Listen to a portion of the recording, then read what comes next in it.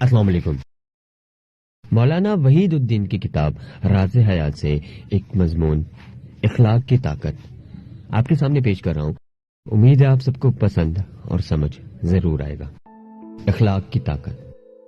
خوش اخلاق کی دو قسمیں ہیں، ایک یہ کہ جس سے آپ کا کوئی تعلق ہو یا جس سے کوئی فائدہ وابستہ ہو، اس کے ساتھ خوش اخلاقی برتنا۔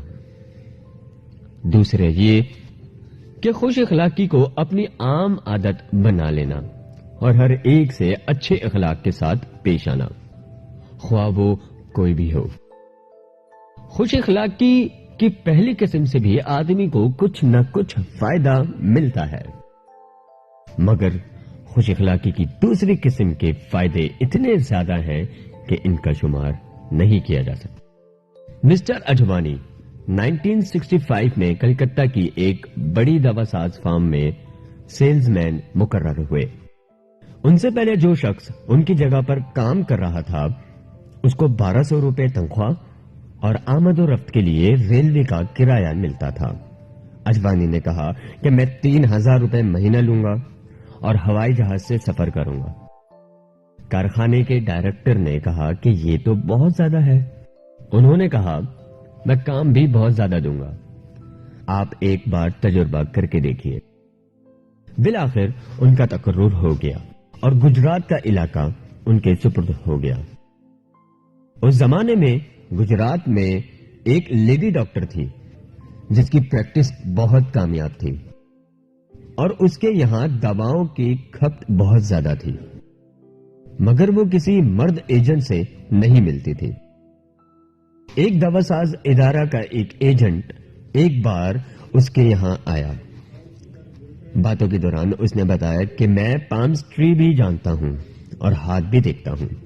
لیڈی ڈاکٹر نے اپنا ہاتھ اس کے سامنے کر دیا۔ ایجنٹ نے دیکھ کر کہا آپ کی ہاتھ کی ریکھائیں بہت اچھی ہیں۔ یہ کہتے ہوئے اس نے اس کا ہاتھ چوم لیا۔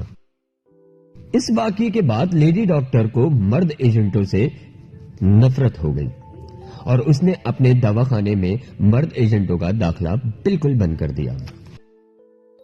مسٹر اجوانی اپنے تجارتی سفر پر مذکورہ شہر کے لیے روانہ ہوئے تو کمپنی کے ڈائریکٹر سے لیڈی ڈاکٹر کا ذکر آیا۔ مسٹر اجوانی نے کہا کہ میں اس سے بھی آرڈر لوں گا۔ ڈاکٹر نے اس کو ان کی سادگی پر محمول کیا۔ اس نے کہا کہ اس سے آرڈر لینا بالکل ناممکن ہے۔ لیڈی ڈاکٹر اس بارے میں اتنی زیادہ مشہور ہو چکی تھی کہ لوگوں نے اس کے بارے میں سوچنا چھوڑ دیا تھا۔ مسٹر اجوانی اپنے سفر پر روانہ ہو گئے۔ ہوائی جہاز میں ان کی سیٹ سے ملی ہوئی سیٹ پر ایک بوڑھی خاتون تھی۔ راستے میں ایسا ہوا کہ بوڑھی خاتون کو کھانسی اٹھی اور کف آنے لگا۔ بوڑھی خاتون پریشان ہوئی۔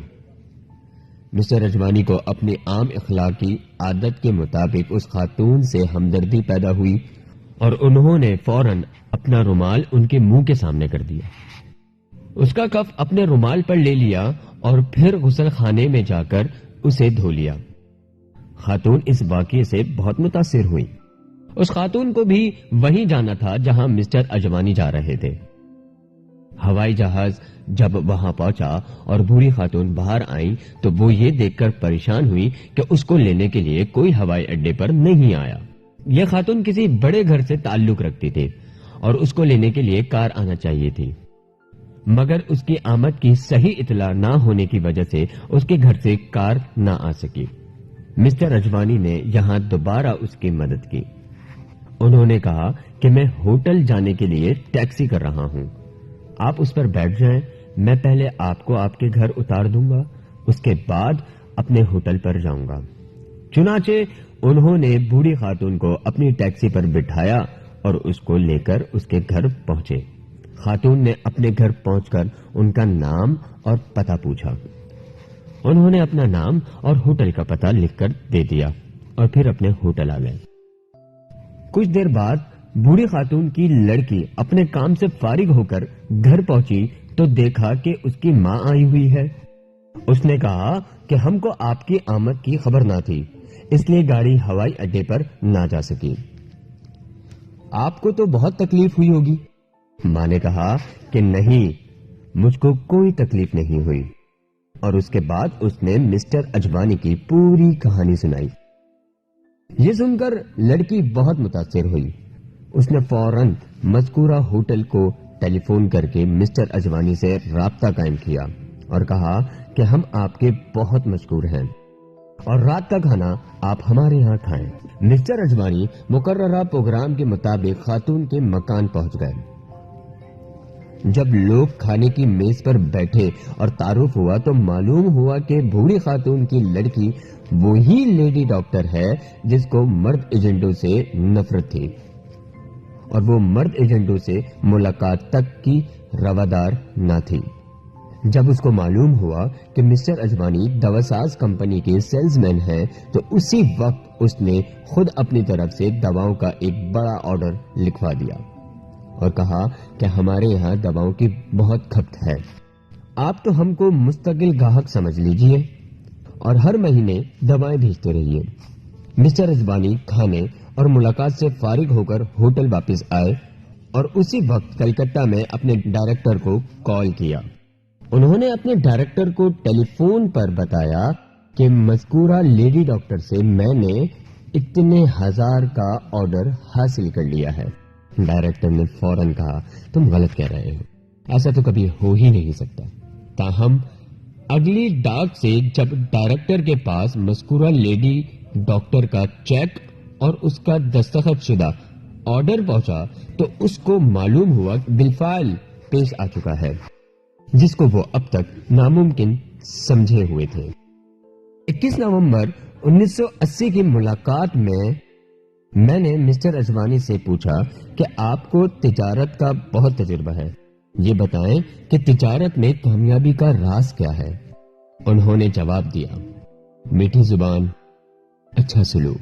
میں نے کہا ہاں، اور اس وقت بھی جبکہ بظاہر اس کا کوئی فائدہ نظر نہ آتا ہو۔